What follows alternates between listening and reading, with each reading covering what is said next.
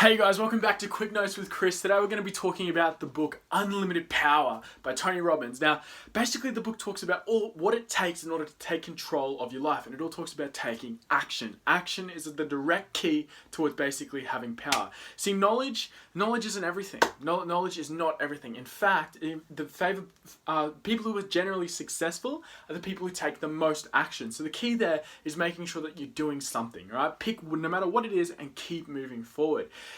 Tony Robbins always does things that are extreme and at motivational conferences, from things like walking on coal to basically making people public speak for the first time.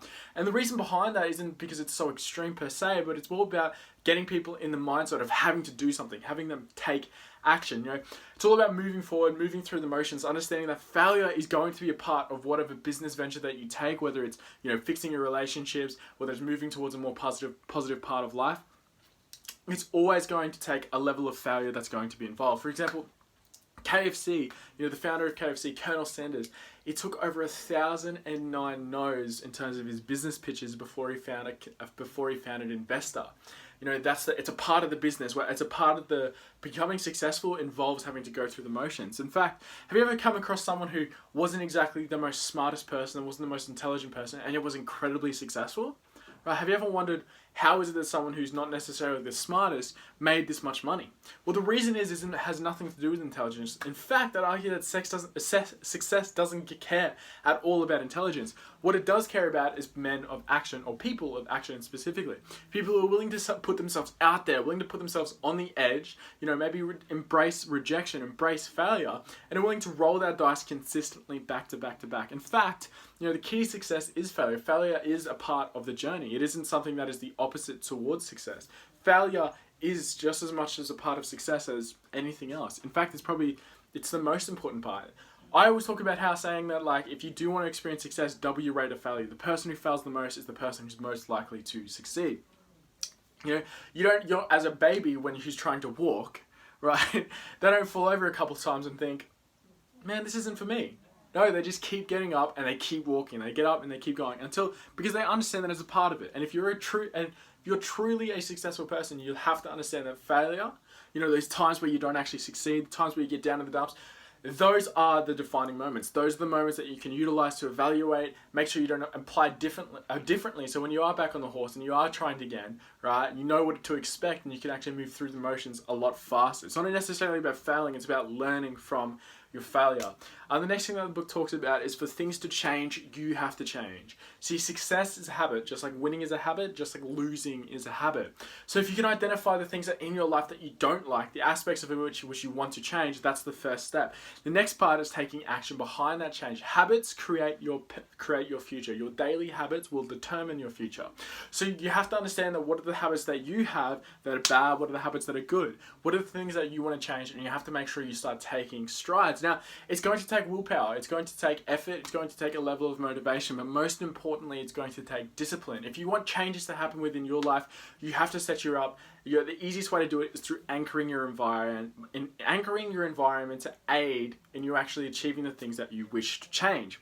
So, for example, if you are, if you're struggling in terms of maybe cutting certain addictions, maybe cutting certain things out, you want to get away people who share this in common with you, or at the very least have a bunch of people commit to also changing. It's those two. If you're hanging around a person who isn't willing to change the exact thing that you're struggling with, you're going to have to politely distance yourself, at least for a period of time, whether that be now or until forever.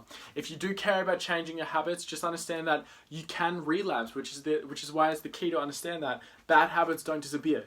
Bad habits don't disappear, so you want to anchor your environment to make sure that you don't relapse again. Right? All of these things, the journey of success isn't easy, but you have to do these things in order to basically get there. As you think, so you become. So understand that whatever your thoughts are, whatever is on top of your mind, especially while you are working towards changing these habits, especially while you are working towards setting up new ones, what is on your mind is what's going to be created. So make sure that you anchor your environment as well through your thoughts. Read books. 15 minutes a day compounded over a period of time is definitely going to have a huge impact on the person that you are. So set up success habits that are going to aid in you becoming more successful, not taking them away. If you can do those things, these are all about stacking your odds for success whatever your successful thing is that you need, it's all about stacking the odds towards it, making sure that it becomes a more likelihood every single time you do roll that dice. Now, the book does talk a little bit about business and specifically how to better yourself in that regard, and actually talks about how all effective leaders, all highly successful people, they have this phenomenon where they're able to rapidly connect with people. They have this ability where they can just basically develop friendships that didn't exist out of thin air with people that they've just met. And the key to that is being an effective communicator and having the ability to build rapport. See, there's always going to be a difference between people, right? But what people actually look for in terms of each other is about finding common connections, finding further understanding, learning about each other. If you can basically emulate that with the people around you, where you can develop a level of security, a level of similarity. See, opposites, the old saying that says opposites attract simply isn't true. We want to hang around people who have similar mindsets, similar interests, right, and similar personality traits. So that's what effective leaders do. They find what they can in common with the person that they just met. If you can, and just like any other thing, it is a skill, right? Understanding and finding things about certain people in order to develop a level of connection is just as much as a skill as any other leader. People aren't naturally born with it. Just like a baby, there is nothing just like a baby walking, right? It's for everyone. It just takes a certain amount of time, right? If you care about it enough, you will achieve it. And the next one is anchoring yourself to success. Right? Anchoring yourself to success. Now, this one can be interpreted a few ways.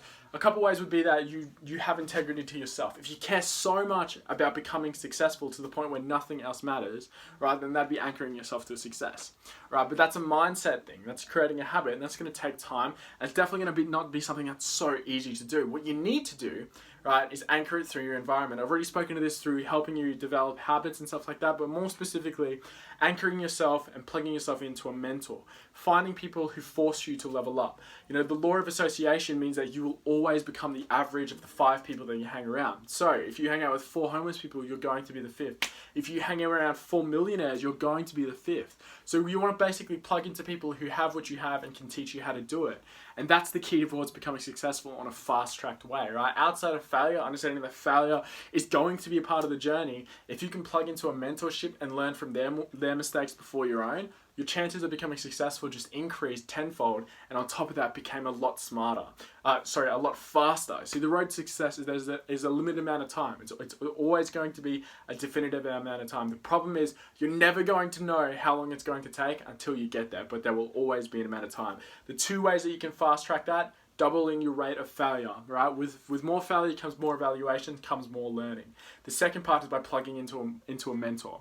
If success is all about learning the mistakes on the way, our mentors already learned them and can teach you a fast-tracked version. So it's the easiest way in order to become successful. Make sure you plug into a mentorship and basically start developing it from there. So to summarize, knowledge is great, but success doesn't care about it. You need to be a man of action, right?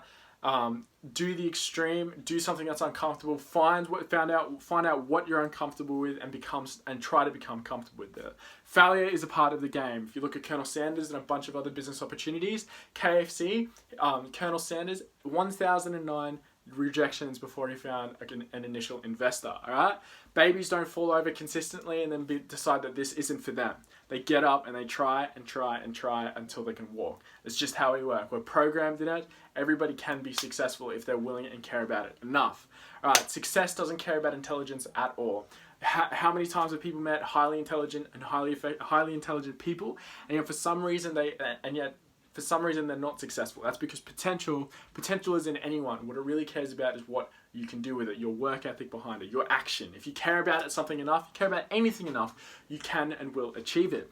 The next thing is, as you think, so you become. Your dominant thoughts will perceive your future. Your dominant thoughts program your subconscious mind, and your subconscious mind will actively search for ways to achieve them. So you want to make sure that you stay focused on the thing that you're trying to change. The next part is rapport and communication. All effective leaders, all efficient leaders, they have this ability to connect with the people around them. You can master it. It is an art form. I highly suggest you look at other videos, other books in order to do something like that. Final one is anchoring yourself to success. Utilize your environment to your advantage. If you hang around with people who have what you want, chances are you will achieve it and you have an increased chance of achieving it.